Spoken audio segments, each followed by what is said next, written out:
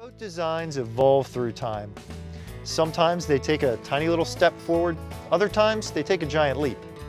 This boat, Bayliner's new VR5, this is a good example of a big leap forward.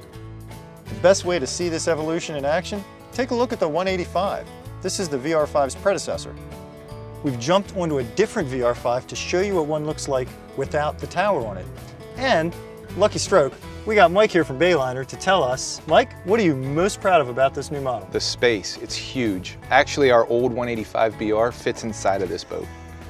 And the beautiful thing too is, without decontenting, without taking any of the accoutrements out of the boat, we've actually been able to maintain, if not drop, price at MSRP. Awesome. You can see Bayliner brought the beam of the boat all the way forward. Gives you a lot more room up here. The 185 had a beam of 7.7. The VR5 has a beam of 8 foot even. So even as you move aft, there's still more elbow room in the boat, still more width and more space to work with. As we move aft here, there's some much more dramatic forms of evolution that are evident. Take a look in this ski locker, for example.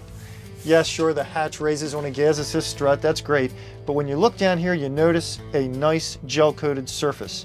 That wasn't the case on the boat's predecessor, but now Bayliner uses an all fiberglass stringer grid system, and this is all very nicely finished inside. This tower is another great example of evolution.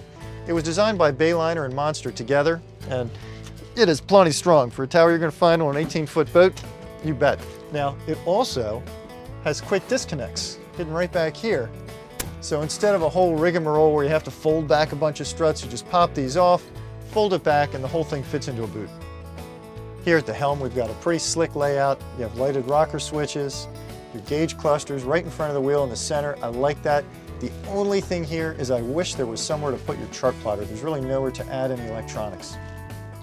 Running the VR5 is just plain fun. At 4,000 RPM, we tore up the lake at 35.6 miles an hour. And we were getting 3.7 miles to the gallon while we did it. Handling is great, and this hull eats up the waves. For a 20-foot Bayliner, I'm telling you, this is one of the best boats they've made yet. I like how this passenger side seat is pretty tricked out too. You can sit normal, you can put it in the middle and sit facing aft, or swing it all the way down, turn the whole thing into a lounge. You say that one lounge just isn't enough?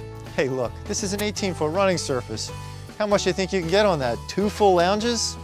Well, yeah. It's another really interesting little design that Bayliner did here. This folds up, this folds down. Voila, you got another lounge. Ooh, I like this one. Now this is comfortable and all, and you know, luxury is great, but one of the really important ways you see this boat evolve, come look down here. See this cockpit drain? And there's another one right here. The VR5 is a self-bailing boat. The 185 was not. Under the seat here, we've got a cooler. But folks, let me leave you with one final thing. Perhaps the most impressive way that this boat has evolved from the 185. It actually costs about $700 less. Yes, that's right. The newer model, with all of these vastly improved features, costs less than the one it replaces. You gotta like that.